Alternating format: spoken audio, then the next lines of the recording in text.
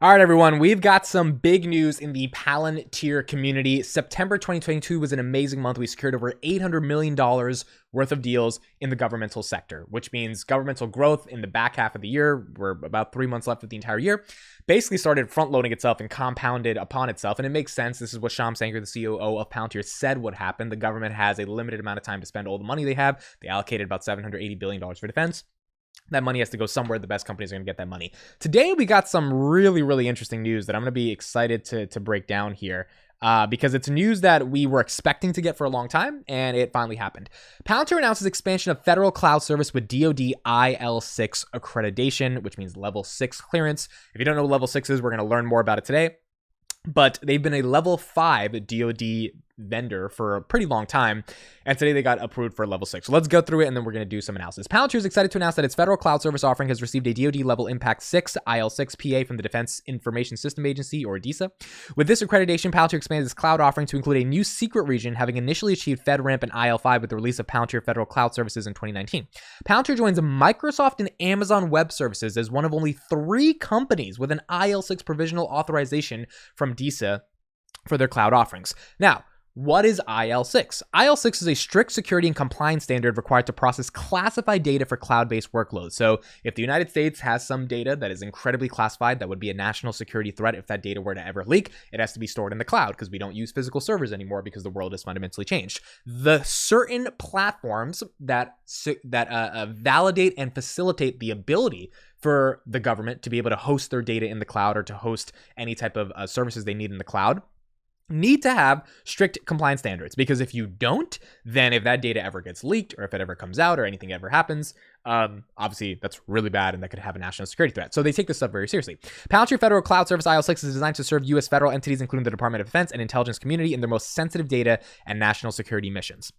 Now, by expanding its cloud capabilities to this new DoD IL6 secret region, Palantir delivers upon its unparalleled experience developing operational software solutions across all classification levels and establishes a foundational technology for joint all-domain command, offering complex global cloud solutions to meet the next decade of national security objectives. Obviously, the national security objectives are going to only get tighter and more complex. What's happening in Russia and Ukraine, there's probably millions of classified data points that the United States knows that the rest of the world can't know, or that if the rest of the world were to know, that would obviously be bad. And they need the correct securitization to be able to make sure that data doesn't leak and that data is secured. Akash Jain, CTO of Palantir Technology, says, "We remain steadfast in our commitment to providing leading software technology to the U.S. government. Alongside Deputy Secretary Hicks' top innovation priorities in enterprise cloud computing and artificial intelligence, we are excited by the possibilities of what our partners across the government industry will develop with Palantir Federal Cloud Services. Today, the Department of Defense and mission partners can leverage their services, IL6, to address next-generation warfighting challenges at the speed of relevance." And the senior architect of Palantir Technologies in the Federal Division says, "At Palantir, we design systems that address the unique constraints and mission goals for our partners. This accreditation is a testament to that. This expansion will address growing scale consideration and offer robust data protection as the department adopts new digital capabilities, and critically will provide easier access to the people who rely upon their software every day for their most essential missions." And one of the reasons at the end of the press release that Palantir is uniquely suited to do this over other companies, the reason they're only one of 3 companies that even got this position. Remember, Microsoft and Amazon, trillion-dollar companies. Palantir is a $15 billion company that got the job done. Palantir is uniquely suited to integrate AI and machine learning into a hybrid set of environments from traditional cloud to tactical edge, and currently supports global missions even under denied, degraded, intermittent, and limited conditions. This is pretty big news if you're a Palantir shareholder. It's not going to affect the stock price. It's not going to make the stock go to the moon, but it's incredibly important that we got IL6. Why? There are certain contracts that are going to exist over the next decade that are only going to go to IL6, and AWS, Microsoft, and Palantir will be competing for those. There are certain technical capabilities like AI, machine learning, or AI at the edge that are going to be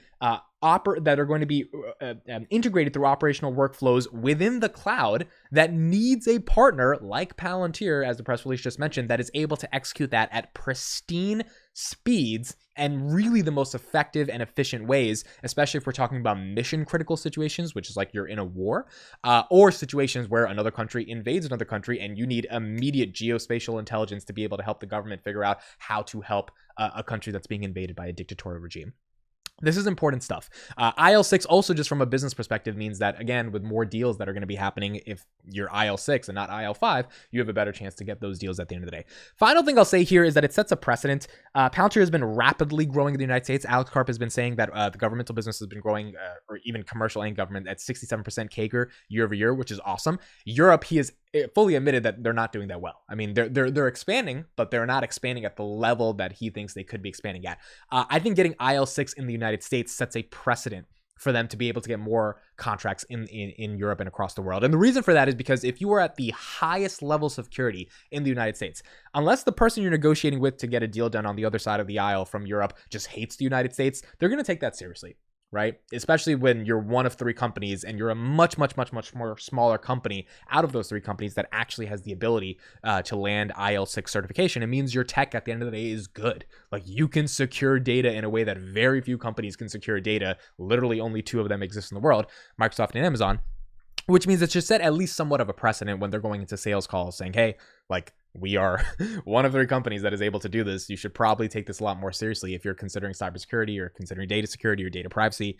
Palantir is probably going to be your best bet. So overall, awesome news for Palantir. Let me know what you guys think in the comments. Do you think this is good? Do you think this is going to be increasing any of the deals they get in the future? And did you expect this to happen? I remember in January reading about IL5 and what the difference is between IL5 and IL6, because I never heard of it before. And when I started going into it, I was like, oh, interesting. So if they could get the strongest sort of security rating, that could potentially open doors. And it looks like 8 months later, they're getting that security rating. So thank you all for listening and watching. Leave your thoughts in the comments. I will see you in the next one.